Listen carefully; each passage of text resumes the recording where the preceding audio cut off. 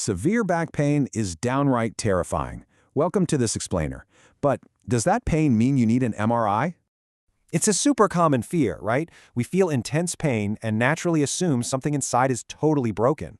But here's a crazy medical truth for you. Intense, strong pain doesn't actually equal a massive injury.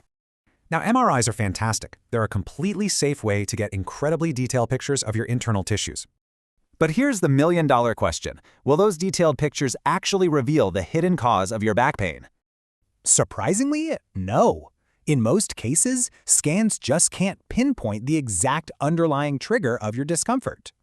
To really understand why, we gotta look at what happens in people with absolutely zero back pain. Believe it or not, perfectly healthy, pain-free people constantly show disc bulges or tissue degeneration on their scans. Honestly, think of these changes like wrinkles on the inside. They're totally normal and just increase with age. So, spotting these internal wrinkles on an MRI, it's perfectly natural and rarely anything you need to worry about. But you might still be thinking, hey, shouldn't I just demand a scan anyway, just in case?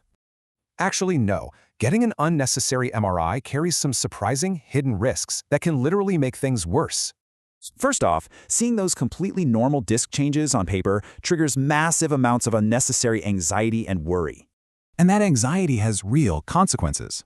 In fact, unnecessary MRIs are strongly associated with worse overall patient outcomes. Why? Well, they rarely change a treatment plan. And worse, they can actually delay you from accessing appropriate care. Okay, so if we shouldn't get them just in case, when is an MRI scan actually necessary? This is where the pros come in. Doctors and physiotherapists are specially trained to assess if you need one. They'll look for severe, non-improving symptoms like intense sciatica or sudden numbness and weakness in your legs.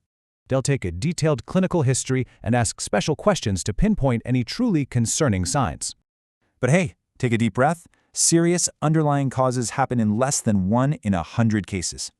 So how do you actually start healing and improving your back pain without relying on a scan?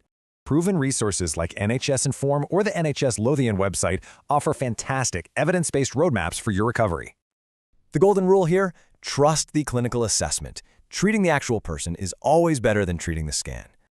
I'll leave you with this explainer's final thought. Could skipping that unnecessary scan be your fastest path to recovery?